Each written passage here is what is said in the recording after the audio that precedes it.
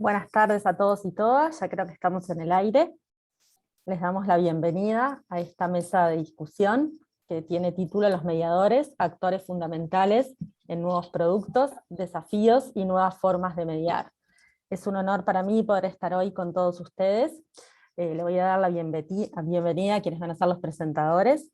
Por un lado está Angélica Múnera, quien es coordinadora de investigación y contenidos de Maloca, Colombia. Bienvenida, Angélica. También tenemos a Pamela Núñez, quien es profesional de contenidos de la Dirección de Educación del Museo Interactivo Mirador de Chile. Bienvenida, Pamela, un gusto. Y también tenemos a Eliton Barros, quien es jefe del Departamento de Museo da Vida, de la Casa Osvaldo Cruz, Fiocruz da Vida. Bienvenido, Eliton, un placer enorme.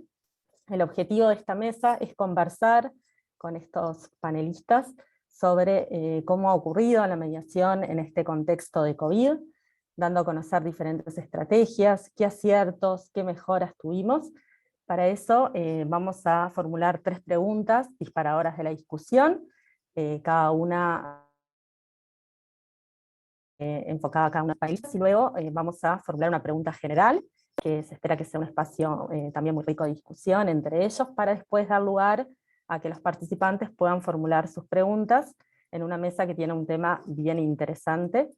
Y bueno, para ya comenzar, empezamos con Angélica, y me gustaría preguntarte cómo desde Maloca enfocaron esto que le llamamos la nueva mediación, que nos agarró a todos de sorpresa. ¿Cómo hicieron para llegar al público objetivo en este contexto tan especial que están atravesando los diferentes países de la región? Adelante, Angélica. Buenas tardes para todos y todas. Un saludo desde el Museo Interactivo Maloca en Bogotá para nuestros colegas participantes de la mesa redonda y también para quienes están asistiendo como público. Fiorella y compañeros desde Maloca, pues venimos también en un proceso de renovación que inició incluso antes de la pandemia. Entonces lo primero que quiero compartirles es que Maloca viene desde hace ya varios años en un proceso de renovación que inició con unas renovaciones de su infraestructura, un trabajo muy intensivo alrededor de producción de nuevas experiencias interactivas, de nuevas exposiciones, y también la creación de unos espacios de laboratorio en el centro interactivo que queda ubicado aquí en Bogotá. Y en el marco de ese proceso de renovación, esto también ha implicado que renovemos la idea de mediación que tenemos. Cuando estábamos en plena renovación, empezó todo el tema de la pandemia, y eso implicó, por supuesto, que unos retos para nosotros como museo interactivo en términos de pensarnos una diversificación de los espacios, las estrategias y las maneras de mediar para que a través de esta mediación, aunque el museo estuviera cerrado, pues sostuviéramos ese vínculo, ¿verdad? Esa relación con nuestros públicos. Y en ese sentido, pues tuvimos que reflexionar, revisar y tomar decisiones alrededor, no solamente de asuntos educativos alrededor de la mediación, sino también de asuntos administrativos. Lo primero que nos pensamos fue el equipo humano y la revisión de lo que implicaba renovar las mediaciones en el marco de una pandemia, pero también en el marco de un contexto previo que era la renovación del museo como tal. Y en ese sentido, lo primero que reflexionamos y en lo primero que estuvimos revisando y decidiendo fue en el rol de los mediadores al interior del museo. Esas reflexiones tuvieron que ver, por ejemplo, en la manera en cómo veníamos trabajando entre el equipo de contenidos, que es el equipo que yo coordino en el museo, el equipo de investigación y contenidos, los equipos que diseñamos las experiencias educativas y los equipos de mediación. Entonces, lo primero que tuvimos que comenzar a revisar, a reflexionar y a transformar fue esa relación para que fuera una relación mucho más orgánica, mucho más colaborativa. Y para nosotros en ese sentido la pandemia fue una oportunidad. Entonces, fue una oportunidad para que estrecháramos los lazos entre los equipos que diseñamos las experiencias o las conceptualizamos y los equipos de mediación, para que los mediadores estuvieran cada vez más involucrados en el diseño de nuestras experiencias educativas. Tan es así que implementamos al interior de nuestra área una serie de metodologías de trabajo colaborativo. Cuando el museo cerró, desarrollamos una serie de metodologías de trabajo colaborativo entre los equipos de mediación y de diseño pedagógico que nos permitieron casi que fusionarnos, que esas fronteras entre quien diseña y quien implementa se desdibujaran un poco, y consolidáramos un solo equipo de trabajo. Así lo hicimos en la pandemia, para desarrollar varias experiencias educativas que no necesariamente dependieran de la infraestructura del museo, porque en su momento el museo estaba cerrado. Una de esas experiencias fue un proyecto que se llama Aprende en Casa con Maloca, que cuenta con un sitio web al que los invito a visitar, es www.encasaconmaloca.org. Con esta iniciativa funcionamos los equipos de diseño pedagógico con el equipo de mediación del museo, en particular con el equipo que estaba realizando las mediaciones en las infraestructuras de los laboratorios, y nos convertimos todos en un solo equipo educativo que diseñó, formuló y ejecutó una serie de recursos impresos digitales que les llegaron a niños y niñas hasta sus casas en la ciudad de Bogotá. También tuvimos otra iniciativa de mediación muy importante para nosotros que se llama Chicas STEAM. Son unos clubes con estrategias sincrónicas y asincrónicas, en donde un equipo también de mediadores se despliega por todo el territorio nacional de manera virtual para atender mediaciones alrededor de la ciencia y la tecnología enfocadas a niñas, adolescentes. Y tuvimos una tercera experiencia muy valiosa que se llama Desafío Saber 11 Maloca. Esta experiencia de trabajo colaborativo entre el equipo de diseño pedagógico y el equipo de mediadores es la más reciente que tenemos. Ya cuando el museo vuelve a abrir sus puertas, entonces continuamos y sostuvimos esas dinámicas de trabajo colaborativo entre los dos equipos para conceptualizar, tomar decisiones de la experiencia y luego implementarla, y nos ha resultado muy provechoso este esquema de trabajo de manera mucho más estrecha, en el cual los mediadores del museo se involucran en etapas tempranas de la conceptualización y el diseño pedagógico de las experiencias. Entonces, este primer gran aspecto tuvo que ver con resignificar ese rol de los mediadores al interior del museo. El segundo tuvo que ver con tener claro lo que esperamos de las mediaciones y contrastarlos con las condiciones de posibilidad para que eso suceda. Entonces, Maloca cuenta con una política educativa desde hace un par de años que se viene construyendo también de manera participativa, y en ese documento que se plasmó de política educativa hay unas apuestas de mediación que tienen que ver con el diálogo con los saberes previos, la diversidad de los estímulos, el rol del público como el centro de la experiencia, la participación del público no solamente en términos de receptor de la experiencia, sino en términos de participación activa desde sus necesidades, sus intereses, sus emociones, sus expectativas y motivaciones. Es decir, que las mediaciones posibiliten un intercambio de saberes y la construcción de experiencias y de iniciativas que vengan desde lo que les interesa a nuestros públicos. Todo esto que estaba en esa política educativa y que se ha venido construyendo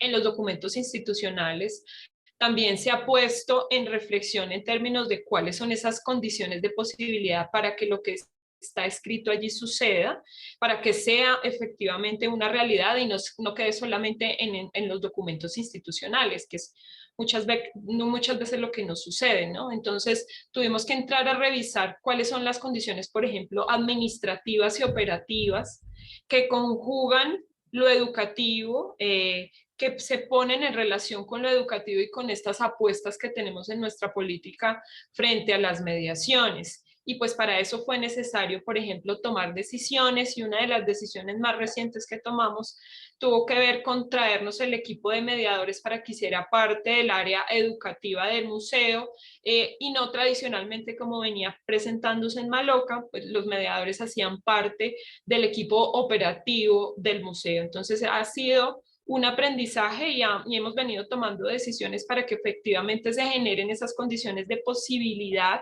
que están atravesadas por asuntos también administrativos, logísticos y operativos, que suponen unos retos desde lo educativo, de esas apuestas educativas que tiene el museo para sus mediaciones. Y finalmente, el tercer aspecto tiene que ver con proyectarnos hacia el futuro y pensar cuáles son esas transformaciones que nuestras mediaciones deberían tener a partir de lo que ya pudimos lograr en estos años de renovación del museo y con el reto que tuvimos en la pandemia al haber cerrado y haber podido sostener esos vínculos y esas relaciones con nuestros públicos. En ese sentido, lo que nosotros consideramos es que debemos partir de esos grandes aprendizajes que hemos tenido alrededor de la mediación. Por ejemplo, uno de ellos tiene que ver con renovar ese esquema apuntando a fortalecer y diversificar los espacios, los contenidos y las estrategias de formación de nuestros mediadores. Es decir, fortalecer todo lo que tiene que ver con los espacios y las maneras en cómo se están formando nuestros mediadores, las condiciones que tienen para hacerlo y sus necesidades de mediación. En nuestro caso, por ejemplo, los mediadores que están en las salas de Maloca son personas muy jóvenes, son estudiantes que están en los primeros semestres de sus carreras profesionales, que no sobrepasan, por ejemplo, los 30 años, muchos de ellos y ellas. Y en ese sentido, pues las necesidades de formación también son diversas, no son solamente a nivel pedagógico y conceptual, sino también a nivel de asuntos relacionados con gestión y con lo que uno tiene que aprender cuando entra a su primer trabajo. Para muchos de ellos y ellas, Maloca es un primer trabajo, uno de sus primeros trabajos, y también hay allí unas necesidades formativas. Otro de nuestros retos también tiene que ver con incrementar y sostener esos mecanismos que garanticen el acompañamiento a los mediadores, es decir, rodearlos institucionalmente para que ese ejercicio tan fundamental que hacen como constructores de relaciones con los públicos cuente con las condiciones que se requieren, y para eso se necesita un ejercicio de acompañamiento permanente por parte de las diferentes áreas y por parte de nuestra área como equipo de investigación y contenidos también. Otra de nuestras apuestas tiene que ver con hacer que la mediación sea significativa y gratificante, no solamente para el público, sino para el mismo mediador. Es decir, que el mediador sea la persona y la mediadora sea la persona que está más involucrada, comprometida e identificada con ese ejercicio de mediación que está sucediendo allí. Y esa articulación que se necesita entre las condiciones de posibilidad y los diferentes roles que las áreas tenemos para hacer posible que esa mediación sea efectivamente como no la soñamos. En ese sentido, pues para finalizar, nuestra mediación es un proceso que está en marcha. No está finalizada, no tiene una receta ni una única manera de implementarse. Lo que tiene son unos procesos de reflexión, y cada vez estamos siendo más conscientes de lo importante que son las relaciones y los vínculos que se construyen con los públicos, y que ese es el núcleo de nuestras mediaciones, con excusa de los objetos, con excusa de los asuntos de ciencia y tecnología. Y esta mediación en la que estamos trabajando pues resulta ser cada vez más diversa y sitúa a nuestros mediadores como actores centrales que posibilitan y materializan esas relaciones y esos vínculos con nuestros públicos. Muchísimas gracias, Angélica. Muy interesante toda tu intervención. Tomé algunos apuntes. Qué interesante eso que decías de resignificar el rol del mediador, acompañarlo, trabajar en equipo. Muy buenos tus aportes. Vamos a pasar ahora a Eliton. Tengo una pregunta para vos, Eliton. ¿Cuáles son los principales retos a los que se enfrenta el Museu da Via al mediar temas de salud en el contexto actual, que tiene la particularidad del museo, que tú dirigiste, bueno, justamente trabajar en el área de la salud con el contexto de pandemia, todo lo que eso significa? Te escuchamos. Boa tarde, fazer uma saudação especial a todas as amigas, amigos da América Latina, em especial aqui Fiorella, Angélica e Pamela, que divide comigo essa mesa aqui. É um prazer enorme estar aqui com vocês. Aproveito também já para agradecer o convite feito pela Rede Pop. Eu vou compartilhar aqui a minha tela com vocês, para que eu possa tentar mostrar um pouco o que é o Museu da Vida, da Fundação Oswaldo Cruz. Por favor, me digam aí se vocês conseguem visualizar. Se ve Sim? perfecto. Sí, perfecto. Já está em tela cheia? Agora sim? Perfecto. Ok. Eu vou tentar dar um panorama geral, então vou trazer algumas imagens para vocês entenderem o tamanho da complexidade que é a Fundação Oswaldo Cruz, o Museu da Vida, por consequência, né, está dentro de uma instituição grande e complexa, e como isso nos traz muitos desafios do ponto de vista da mediação, né? Bom, então eu sou o Wellington Barros, eu sou o atual diretor do Museu da Vida da Fiocruz, nós ficamos aqui no Rio de Janeiro. Eu trouxe uma imagem assim de satélite para vocês verem a cidade do Rio de Janeiro, talvez muitos de vocês conheçam, mas do ponto de vista turístico, né? Não sei se vocês veem o meu mouse, mas aqui está a área mais turística, vamos dizer assim, o cartão postal, onde tem o Cristo Redentor, o Pão de Açúcar, as principais praias, né? Copacabana, Ipanema, e esse pontinho vermelho aqui é a Fundação Oswaldo Cruz, é onde fica o Museu da Vida, né? Tem toda uma cidade daqui para frente, nós estamos no início da zona norte da cidade, e nós somos o último grande aparelho cultural da cidade do Rio. Daqui para frente, dentro do município do Rio de Janeiro, não tem outro museu, outro aparelho cultural de grande porte, né? Aproximando um pouquinho mais, aqui vocês vão ver que a gente é uma área muito grande, uma área bem verde, no meio do concreto da cidade, numa área bastante vulnerabilizada. E aqui dentro desse grande complexo, desse grande campus, a gente divide o espaço com pesquisadores, com cientistas de várias áreas do conhecimento. Aqui dentro nós temos uma fábrica de fármacos, uma fábrica de vacina, onde nós estamos produzindo, inclusive, a vacina AstraZeneca, né, da Covid-19. Nós temos 2 hospitais, então nós temos aqui um ambiente bastante efervescente aqui. Bom, aqui, numa coisa um pouco mais esquemática, eu trago para vocês como o Museu da Vida funciona. Nós não somos um único prédio, né? Nós temos várias áreas de atendimento na área central desse campus aqui. Eu vou mostrar para vocês um pouco por imagens aqui, e a gente atua em várias áreas, né? Então, nós costumamos dizer que, para além de um museu de ciência, nós somos um espaço de interação entre ciência, tecnologia, saúde e a sociedade. Nós somos essa interação entre uma grande instituição de pesquisa em saúde e a sociedade. Vou passar rapidamente algumas imagens. Esse é o centro de recepção do museu, é uma estação, no estilo de uma estação inglesa. Nós temos um trenzinho aqui que faz o deslocamento do público. Aqui é um dos espaços abertos, nós temos um parque, o Parque da Ciência, com vários interativos. Essa é uma célula gigante, né, que as crianças, inclusive, podem escalar e tal, mas temos vários outros aparatos nessa área. Aqui já é uma área interna deste mesmo espaço, onde tem microscópio, nós temos uma câmara escura, temos vários experimentos aqui, bem interativos, bem hands-on, né? Aqui só uma tela de uma das nossas áreas de exposições temporárias. Aqui estava uma exposição sobre insetos. Uma cena de uma das nossas peças de teatro. Nós temos equipe profissional, temos atores profissionais e temos pelo menos 2 peças em cartaz ao longo do ano, né?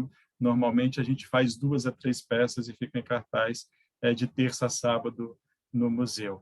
Temos um borboletário, onde a gente trata de questões mais ligadas à biodiversidade e saúde. Aqui, uma tomada de um dos nossos eventos. A gente faz eventos em área interna e área externa. Aqui também. Bom, aqui é o nosso caminhão da ciência, né? O Ciência Móvel, que percorre todo o sudeste do país. O país é muito grande, o Brasil é muito grande, então a gente fica circunscrito nos 4 estados da região sudeste, que é Minas, São Paulo, Espírito Santo e Rio de Janeiro. E aqui ao fundo vocês veem o Expresso da Ciência, que é o ônibus que a gente traz escolas públicas, então, que não teriam condições de visitar o nosso museu se não fosse pelo oferecimento de um transporte gratuito. E aí eu chego à pergunta da Fiorella. Estou mostrando isso tudo para vocês, para mostrar que a gente é um espaço muito grande, complexo, e que até então funcionava basicamente com mediação humana presencial. Nós já tínhamos presença nas redes sociais, no Instagram, no Facebook, Twitter, no YouTube, mas com uma presença muito tímida. Até chegar a pandemia, a gente praticamente não fazia atividades no ambiente virtual. E aí, então, a gente tem um contexto que ele é bastante desafiador, né? O museu fechou ao público, né? E a gente, muito preparado para mediação ali, presencial. Nós temos uma equipe muito grande de mediadores, já que a gente tem muitos espaços e todas as atividades têm mediação humana, e não fazíamos atividade praticamente nenhuma no ambiente virtual. Para além disso, um outro contexto era o fato de estar dentro da Fundação Oswaldo Cruz, que é a maior instituição de pesquisa em saúde da América Latina.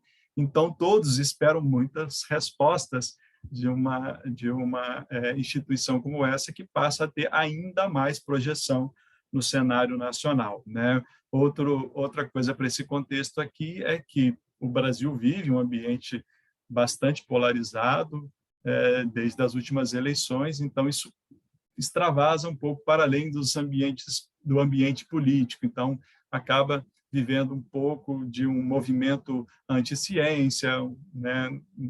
Um momento de bastante circulação de notícias falsas ou fake news, como queira. E nesse momento aqui de turbilhão, então, a gente precisava se reinventar. Não dá para simplesmente transportar as atividades que foram pensadas com objetivos pedagógicos específicos para o ambiente presencial, simplesmente para o ambiente virtual. Nós precisamos fazer novas atividades, né? A gente nunca tinha feito uma live até então, e a gente, então, começou pela live, porque a gente percebeu que nós precisávamos assumir esse protagonismo, de olhar para a nossa missão, de ser essa ponte, essa interação entre a sociedade e uma grande instituição de pesquisa. E, ao mesmo tempo, há uma doença nova, com o conhecimento sendo construído ali, e as pessoas com muitas dúvidas, com assim, uma vontade de saber. Então, as nossas redes sociais começaram a ganhar bastante movimento. Nós, então, começamos pela live. Porque qual é nossa questão, nosso desafio? Como vamos interagir? Como vamos nos manter conectados com o nosso público, né? Não era simplesmente disponibilizar um conteúdo onde as pessoas não pudessem interagir com a gente, não pudessem fazer perguntas e ter as suas respostas. Então, nós convidamos, assim, logo de início, a pesquisadora a doutora Margarete Dalcomo, que era a pesquisadora de maior projeção na mídia brasileira no momento, e que é da Fundação Oswaldo Cruz. A atividade teve bastante sucesso, e aí então nós começamos a desenvolver atividades novas. Criamos um quadro, que é o Biólogo Responde, e então abrimos para o nosso público fazer perguntas pelas nossas redes sociais, pelo nosso site. A equipe de biólogos, e com apoio de pesquisadores da Fiocruz, então, responde. A gente gravou vídeos para o YouTube, que também foi um grande sucesso. E nós fomos, então, evoluindo. Fizemos sarau científico, e aí fizemos evento totalmente virtual, como a Semana Nacional de Ciência e Tecnologia, e pegamos toda a nossa expertise de artes cênicas, que era muito voltada para o teatro, e levamos isso para o ambiente virtual, que foi produzir webséries. Hoje a gente tem uma série, temos pelo menos 2 séries no ar, né? Bom, então, se você me perguntar qual é o grande desafio que a gente enfrentou, é que a gente não sabia fazer mediação no ambiente virtual. Nós tivemos que aprender aqui no momento, na medida que as coisas foram acontecendo. A outra coisa foi esse desafio de muita informação circulando, muita informação falsa circulando, e como é que a gente ia se posicionar nesse cenário.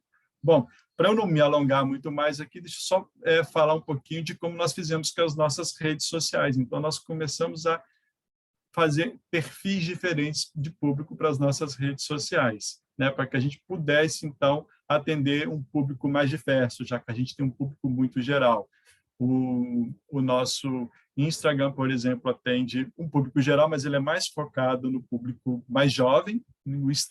O Facebook hoje ele está um pouco mais focado no público de meia idade, e o nosso Twitter ele é um pouco mais focado no ambiente acadêmico, onde a gente dá um foco mais para os estudantes de pós-graduação, mestrados e doutorados, especialização, por exemplo.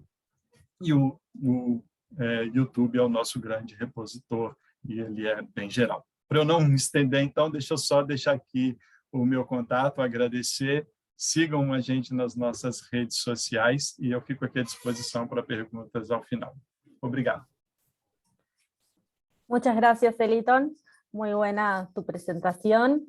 Me quedé pensando en muchas cosas. Bueno, primero felicitarlos por el montón de actividades que realizan, cómo lograron superar los desafíos y también qué gran responsabilidad tuvieron al tener que mediar temas tan delicados como, bueno, son temas de salud en el contexto de pandemia, en ese escenario en el cual, como tú decías, hay muchas noticias falsas, muchas dudas, y bueno, en ese contexto también tan vulnerable que presentabas, en donde se encuentra el Museu d'Avia. Así que felicitaciones nuevamente, y ahora vamos a dar paso a Pamela. Pamela, la pregunta que me gustaría formularte es: ¿qué innovación ha tenido la mediación que realiza el MIM con el uso de la tecnología? Adelante. Perfecto, muchas gracias en primera instancia por la invitación, agradecer también a los compañeros y los colegas que están aquí teniendo esta mesa. Vamos a conversar entonces un poco también cómo el MIM fue enfrentando este cambio, esta contingencia, ¿cierto? También con el uso de la tecnología. Voy a compartir una presentación, si me lo permite. Me cuentan si la pueden ver, por favor. Me parece que sí. Sí, perfecto, Pamela. ¿Sí? Vemos todo bien. Ya, perfecto, muchas gracias. Bueno, respecto de la pregunta, quisiera contarles un poco el contexto de qué se trata el MIM, en caso de que no estén familiarizados, pero aquí hay una imagen donde se ubica el MIM, donde estoy en este momento. El MIM es un museo de ciencias que fue inaugurado el año 2000. Se encuentra en un parque, que es el parque que pueden ver en esta imagen, es el Parque Brasil, en la comuna de La Granja, en Santiago. Tiene más de 5.000 metros cuadrados de exposición y ha sido visitado por más de 8,5 millones de personas. Es un museo que busca públicos diversos, que está dirigido a públicos diversos, trabajando constantemente en pos de lograr la inclusión. Y también nos consideramos un museo de tercera generación, ya que como somos un museo de ciencias, los fenómenos científicos tratamos de demostrarlos, pero a través de una experiencia. Tiene que ser experimentado para poder llegar a tener ese aprendizaje significativo en torno a un cierto fenómeno científico. Entonces, nosotros nos ajustamos dentro de nuestro modelo educativo a 3 ejes principales que son claves para nosotros y tienen que ver con la exploración autónoma, con una experiencia lúdica y también interactiva dentro del marco de cada uno de nuestras exhibiciones.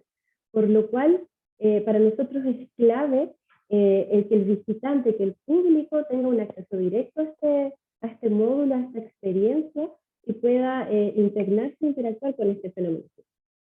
Entonces, dentro del contexto de la pandemia, aquí les voy a mostrar lo que sucedió el año pasado, a mediados de marzo. De hecho, ahí figura que el museo cierra hasta el 31 de marzo, porque por supuesto en este escenario nadie tenía claridad qué era lo que iba a suceder. Así que en ese momento era hasta el 31 de marzo, poco después, mucho después, pudimos reabrir, pero surgió este requerimiento, esta necesidad de comenzar a entregar nuestra experiencia de aprendizaje, pero con el museo cerrado. Más aún, en un museo donde todo se experimenta tocándolo, nos planteamos el desafío de que estaba el museo cerrado, pero nosotros necesitábamos mantener el contacto con los públicos, como bien mencionó Felipe, que teníamos que buscar la forma de mantener el contacto con nuestros públicos y también mantener nuestro sello que implicaba estos tres ejes que les mencionaba, que es lo interactivo, lo lúdico y también la autonomía. Así que, bueno, como bien dice el nombre de este congreso, tuvimos que recalcular, tuvimos que hacer una serie de reflexiones para ver cómo continuar, ¿cierto?, con esta entrega de experiencias científicas, ¿cierto?, de aprendizaje significativo. Por lo tanto, tuvimos que darle una vuelta a lo que era la mediación. Y respondiendo ya a la pregunta, ¿cierto?, tuvimos que aprovecharnos un poco, tratar de utilizar las instancias tecnológicas para poder alcanzar los públicos que sentíamos que ya no iban a poder ir al museo, venir al museo. Y uno de los programas que se generaron dentro de estas vueltas que estuvimos dando fue el programa de Anima en Casa. El programa de Anima en Casa lo que hizo fue procurar trasladar la experiencia MIM, ¿cierto?, a distintos espacios que nos brindaban las redes, ¿cierto?, principalmente las redes sociales, y también ciertos canales de difusión y divulgación científica. Entonces nosotros comenzamos a realizar desarrollos audiovisuales con entrega de contenidos y con experiencias de aprendizaje relacionadas con la ciencia. Pero fue bien desafiante porque cuando el público viene al museo, ellos se encuentran con una exhibición que es muy atractiva y que despierta una curiosidad por querer saber qué es lo que está pasando ahí. Y acá nos encontramos, ¿cierto?, con una página de Instagram, una página de Facebook, por ejemplo, donde tenemos que lograr que despertar también esta misma semilla de curiosidad en el público, pero de una manera totalmente distinta a lo que se presenta en el museo. Tiene que ser muy ágil, muy rápida, muy breve, muy directo al punto, y también de hecho lo escuchamos en la mañana, que también este contenido tratar de entregarlo a un público, por ejemplo, más joven, que no va a estar esperando, ¿cierto?, un desarrollo audiovisual tan extenso, sino que están esperando sorprenderse con algo en un contenido muy breve y muy directo. De esta forma, entonces, comenzamos a hacer el ejercicio de qué disponíamos, de que teníamos nuestros públicos, teníamos las redes sociales y teníamos estos públicos que se encontraban en confinamiento en sus hogares. Por lo tanto, tratamos de dirigir esta suerte de mediación, ¿cierto?, haciéndole ver a las personas qué era lo que había a su alrededor, qué era lo que tenía a su alrededor, por lo tanto, tratando de relevar esta ciencia del hogar, esta ciencia que es común a todos, y dirigido también a la familia que se encontraba en estas circunstancias. Sin embargo, la mediación, aquí podemos ver algunas instancias que teníamos en el museo antes de que comenzara la pandemia, nos encontrábamos con instancias donde el público podía tocar, podía preguntar, podía estar en grupos, ¿cierto?, compartiendo experiencias significativas de aprendizaje, con nuestros mediadores, ¿cierto?, mirándolos directamente a sus rostros, pudiendo tener ese feedback directo. Pasamos a hacer una mediación directa a una cámara o a un estudio, ¿cierto? Esto fue el día 1, cuando se comenzaron a realizar estos productos audiovisuales, donde ya la mediación era hacia una cámara. Era mucho más distinto el enfrentarse a una pantalla, es como lo que sucede ahora. Yo no puedo ver en el fondo a todos los públicos que nos están escuchando, qué ganas de poder verlos y ver sus expresiones, les parece interesante, si coinciden conmigo en algunos puntos. Eso se perdió de cierta manera, pero teníamos que buscar instancias de obtener esa retroalimentación del público. Y eso, para eso las redes sociales fueron bastante útiles. Aquí también vemos algunos aspectos técnicos, ¿cierto? Que comenzó esto con una grabación con luces caseras, domésticas, sistemas de iluminación que estábamos aprendiendo también. Nosotros trabajábamos en entrega de contenido, en mediación, ¿cierto?, dentro de las instalaciones del museo, y tuvimos que comenzar a aprender ciertos aspectos técnicos también. Por ejemplo, aquí pueden ver, de hecho, hay una imagen que es del encargado audiovisual del museo, donde él nos enseñaba con las herramientas que se tenían en ese momento, a través de correos, a través de de reuniones en Teams o a través incluso de WhatsApp, que no había que hacer, por ejemplo, ponerse a contraluz, eso para nosotros quizás no era tan evidente, tener mucha consideración respecto al encuadre, qué tan importante era. Si íbamos a mostrar un experimento, era importante que se viera con un fondo muy claro, con la menor cantidad de distracciones. Entonces existía un proceso que era bien complejo dentro de enseñar o mostrar una experiencia científica a través de un canal a través de un producto audiovisual. Fuimos trabajando, fuimos aprendiendo muchas cosas, formas de ir entregando este contenido. Aprendimos, por ejemplo, que los videos tenían que ser muy breves, con contenidos muy específicos y siempre asociados a cosas cotidianas, a cosas que las personas se encontraban en su día a día, y nosotros darle el giro para tratar de mostrar una experiencia científica, un fenómeno científico que entregara este aprendizaje significativo que buscamos.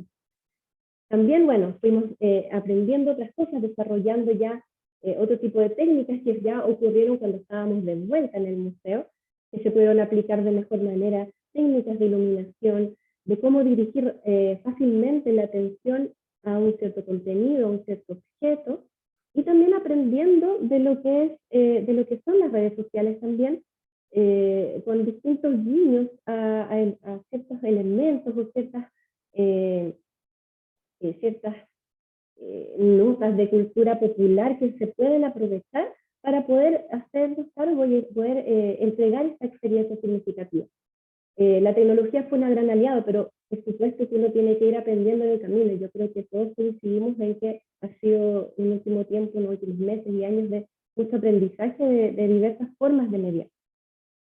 De esta forma, entonces,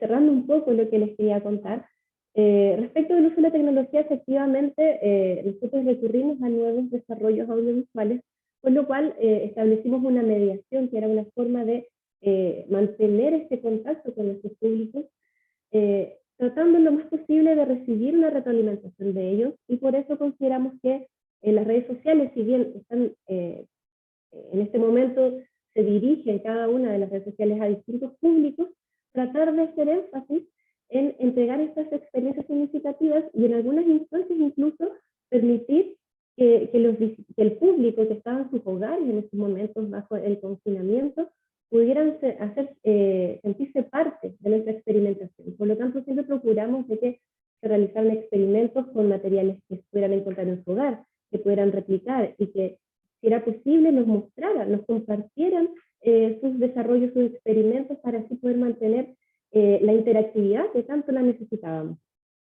En otras instancias, aquí tengo otros proyectos que se fueron generando en el museo durante la pandemia y que también perduran hasta el día de hoy, porque ahora entendemos que el escenario se encamina hacia lo que es lo híbrido, ¿cierto?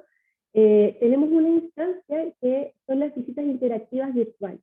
¿Qué quiere decir? Se muestra, ¿cierto?, el museo a través de un software virtual que permite acceder y mostrar los distintos módulos del museo, pero además existe la instancia de un mediador y un facilitador que nosotros disponemos para que ellos, a partir de esta visita, entreguen, ¿cierto?, experiencias educativas, experiencias de aprendizaje a distintos colegios, a familias y diferentes instancias donde también se pueda dar esta interactividad a través de instancias como, por ejemplo, un programa de estilo Teams, estilo Zoom, y el público puede participar, hacer sus preguntas. Y a pesar de no encontrarse físicamente en el museo, tratamos de acercar lo más posible la experiencia como si estuviera.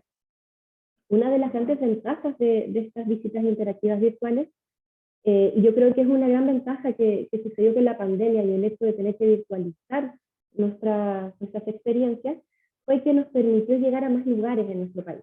Y eso es bien interesante. Incluso también podría llegar a hacer una experiencia a compartir en otros países.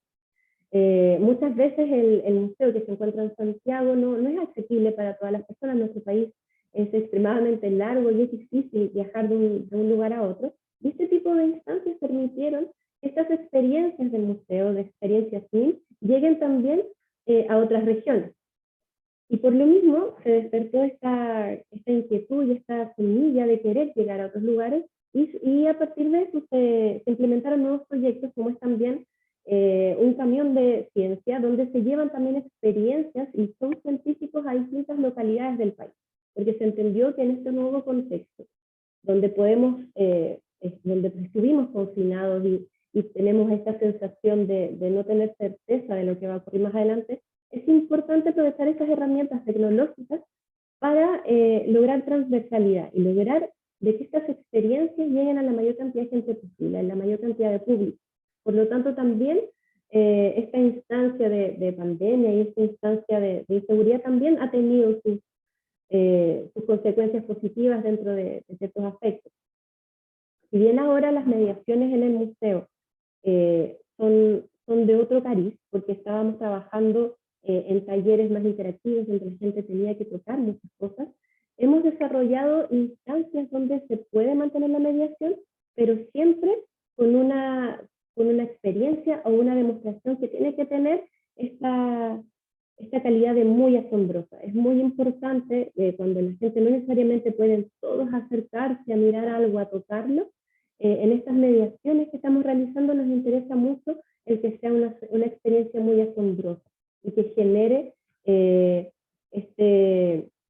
esta emoción del público, a pesar de que no puedan estar tan cerca, que tengamos que resguardar, ¿cierto?, en las distancias físicas, tratar de mantener esas experiencias.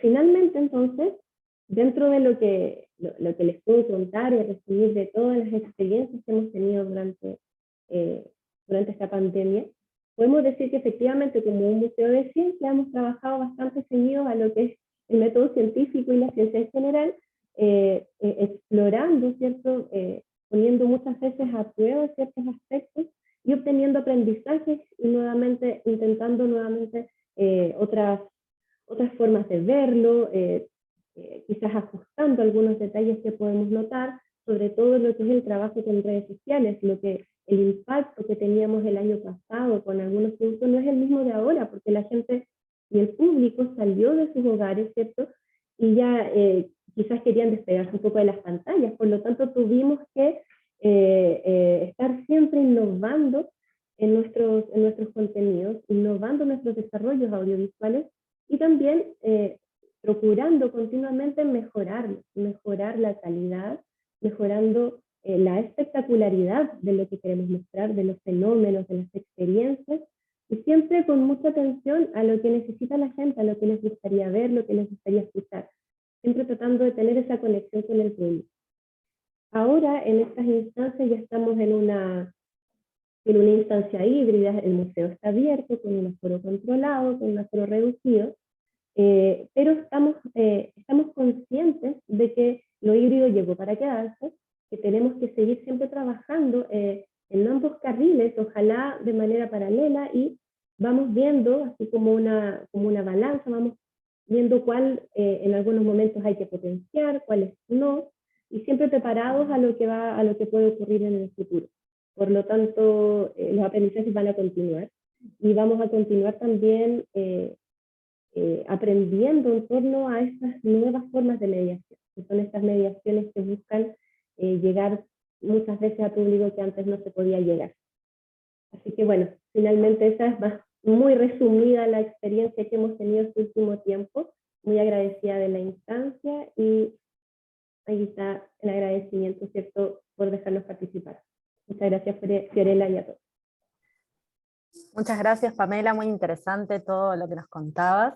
También tomé unos apuntes y me quedé pensando en eso de darle la vuelta, cómo de alguna manera la tecnología nos ayudó a pensar en eso, en decir, bueno, tenemos que hacer que la gente se prenda, continúe aprendiendo significativamente. Entonces, bueno, cómo en este contexto en el cual estábamos en nuestras casas, con niños, familia, cómo ustedes se la ingeniaron para poder hacerlo.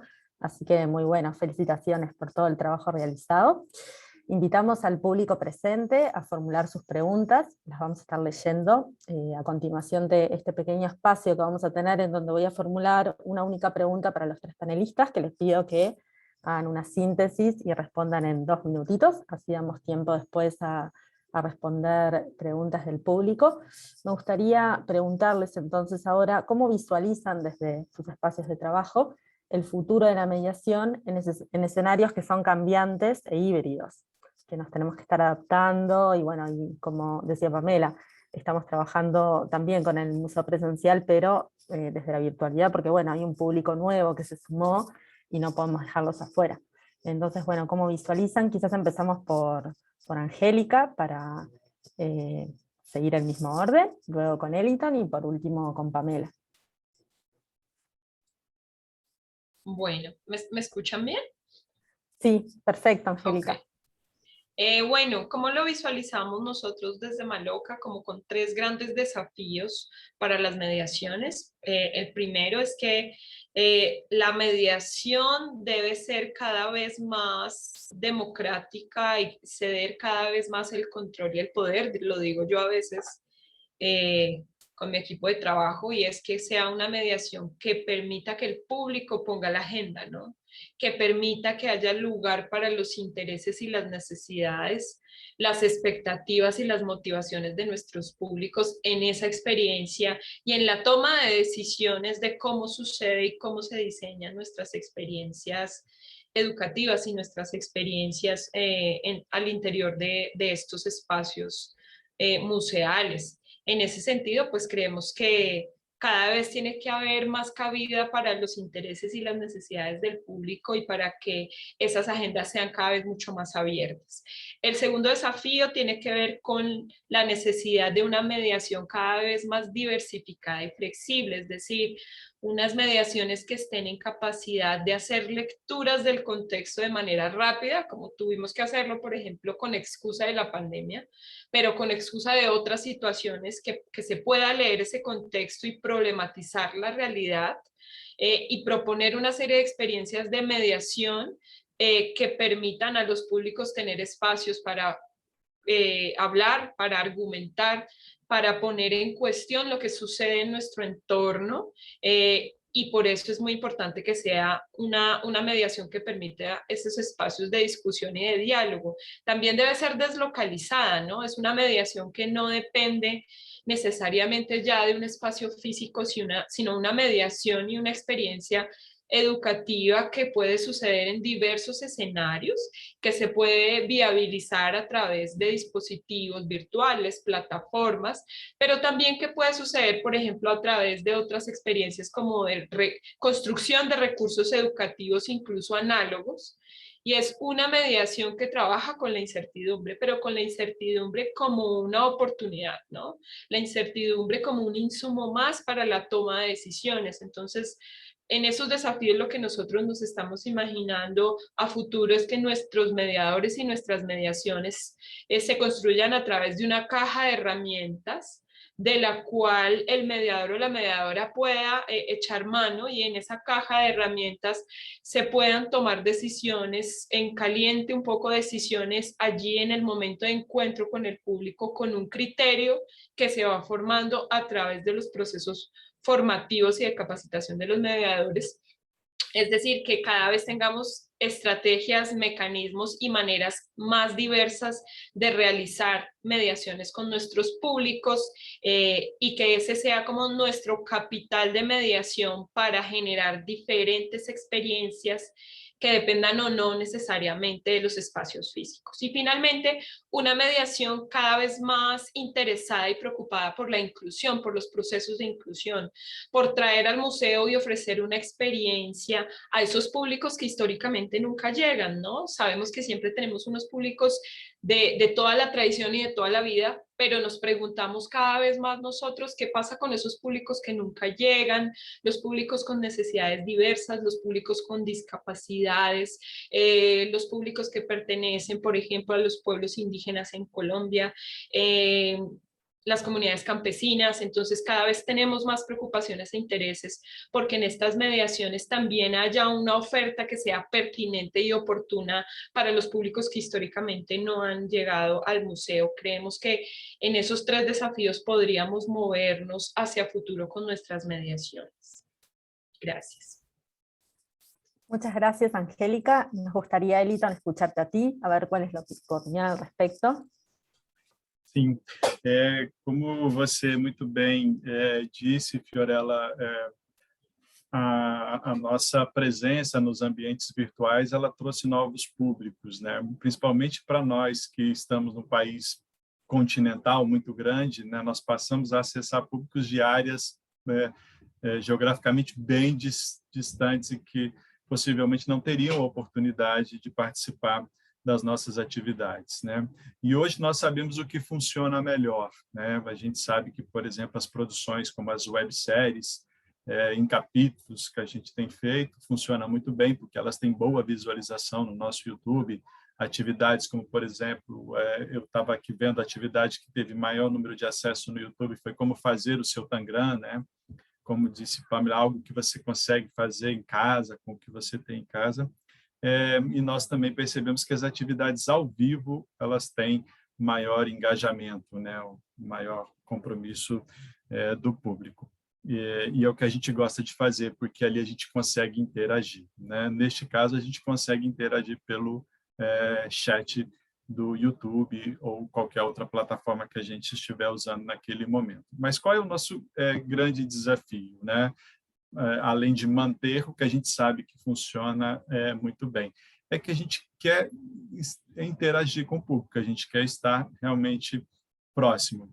Eu não sei como é aí no país de vocês, mas imagino que deve ter acontecido algo semelhante. O que a pandemia revelou é que existe um grande gap de acesso à tecnologia, de acesso à internet. Então, hoje, por exemplo, nós teríamos condições técnicas aqui de fazer uma visita ao vivo ao nosso borboletário, interagindo, mediando, né, com o público, fazendo, eles podendo perguntar e nós respondendo aqui, visitar um prédio histórico e uma série de outras atividades que poderia estar ali em tempo real. Mas boa parte do público não tem internet com banda larga o suficiente para acompanhar isso de forma ao vivo. Então, esse é um grande desafio. Nós não fizemos esse tipo de atividade, por exemplo, para não deixar uma boa parcela das pessoas sem poder participar. Então, é um grande desafio que a gente tem para o futuro, de fazer algo que a gente possa interagir em tempo, né, ao vivo, mas que as pessoas tenham condições de participar, né? Tenham ali acesso. A gente já até tentou uma certa parceria com companhias de telefonia móvel, né? Mas isso não é tão simples assim de resolver. Mas talvez o nosso grande desafio seja esse. Conseguir interagir com esse público que não está presencialmente com a gente, mas poderia fazer isso em tempo real, ao vivo. Muchas gracias, Eliton. Y ahora damos paso para luego pasar a las preguntas del público, a Pamela y su respuesta a esta pregunta. Muchas gracias, Fiorella. Bueno, coincido absolutamente con Angélica y Eliton. Los nuevos desafíos vienen también de la mano con lo que ocurrió durante esta época de pandemia, que tiene que ver con que también llegaron nuevos públicos a nuestras distintas plataformas, también a nuestros museos. Por lo tanto, lo primero que nosotros nos imaginamos como museo es tener en consideración la diversidad de estos públicos. Y en el fondo vamos a tener dos instancias, vamos a tener la instancia presencial y la instancia virtual. En la instancia presencial también estamos trabajando en generar estas experiencias de mediación, en la cual la primera instancia implica una comunicación con nuestro público, en el cual se hace una suerte como de diagnóstico de cuál vendría a ser su andamiaje conceptual inicial. Todo esto tiene que ver con una instancia de conversación en torno a un tema científico, en torno a una suerte de excusa para conversar de ciencia o para conversar de un fenómeno científico. Por lo tanto, el mediador tiene que hacer esta suerte de diagnóstico, de identificar cuál es el público que tiene y cuáles son sus inquietudes también. Eso implica, como bien decía Angélica, que tienen que ser bastante rápidos, tienen que estar, mientras están conversando, tienen que estar haciendo ahí, ajustando metodológicamente sus conceptos para poder hacer entrega de estos a través de una instancia espontánea, que no se vea forzada ni que se vea como una instancia quizás de educación más formal. Y de esta manera el mediador entonces va a tener que tener esa flexibilidad, que es muy importante. Durante el año pasado, uno de los principales aprendizajes que tuvimos como sociedad, como museo en específico, es adaptarse y ser flexible. Ya no hay espacio para rigidez o para absolutos, se entiende que todo está cambiando continuamente y las mediaciones también van de la mano con eso. Es en parte una exploración que se realiza entre el mediador, ¿cierto?, y el visitante, pero en un conjunto, ¿ya? Lo más transversal posible, lo más horizontal posible para que se vaya dando este tipo de instancias. Respecto de la parte visual, entendemos también que llegaron nuevos públicos a quedarse y tenemos que generarles experiencias o generarles contenido que les parezcan atractivos y que generen también respuestas. Y las respuestas que nosotros podemos apreciar en los contextos virtuales o son en tiempo real, en tipo de reuniones o como estas visitas interactivas que yo les mencionaba, también son incluso en lo que son las casillas de comentarios. Para nosotros es muy importante leer lo que se publica a partir de nuestro público en las redes sociales, porque así entendemos qué está generando, qué genera en ellos el producto o el desarrollo que nosotros estamos entregando. Entonces, en el fondo estas mediaciones van constantemente en torno a estas conversaciones, a estas instancias de escuchar a los públicos, entender esa diversidad, como bien decían Hellington y Angélica, entender también que son diversos, que llegó público nuevo también, que no diseñamos antes, y tener siempre esa flexibilidad, ¿cierto?, que en el fondo tampoco se va a ir, y eso también va en lo que tiene que ver con si estamos ahora en un formato híbrido. Muchas veces tenemos también la opción de que instancias presenciales las podemos trasladar a la parte virtual. Estamos trabajando en hacer ese tipo de experiencias para que el público que nos está viendo a través de redes sociales piensa que está siendo partícipe de la experiencia del museo y en el fondo le tratamos de compensar el hecho de que no puedan venir. Pero eso también es un desafío en la mediación, porque es una mediación muchísimo más compleja, porque implica que la persona que está haciendo esta actividad con público en el museo tiene que también tener un apoyo extra, que lo estamos trabajando con otro mediador, por ejemplo, que esté en contacto con el público que nos está viendo, por ejemplo, en un vivo, en un live. Así que es un trabajo que requiere mucha coordinación, que requiere mucho esfuerzo y también mucho cariño y entusiasmo, por supuesto. Muchas gracias, Pamela, por tu intervención. Y ahora ya para cerrar me gustaría formularles una pregunta, vemos quién la responde. ¿Cómo recibe el público estas nuevas formas de mediar? ¿Han tenido alguna especie de feedback por parte de la gente que está en casa, detrás de la pantalla? ¿Qué eco tenemos de estas nuevas formas de mediación?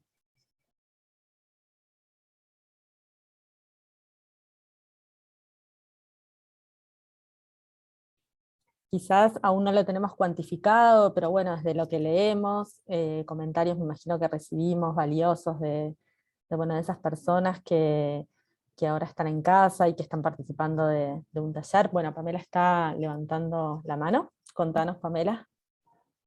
Sí, bueno, para nosotros fue una sorpresa, el público lo recibió también con mucha sorpresa. Nuestras páginas de redes sociales, antes de la pandemia, se utilizaban con otros propósitos, no estaban tan activas, por lo tanto cuando comenzó a surgir el programa de Mina en Casa, el público estaba muy sorprendido, pero también muy agradecido.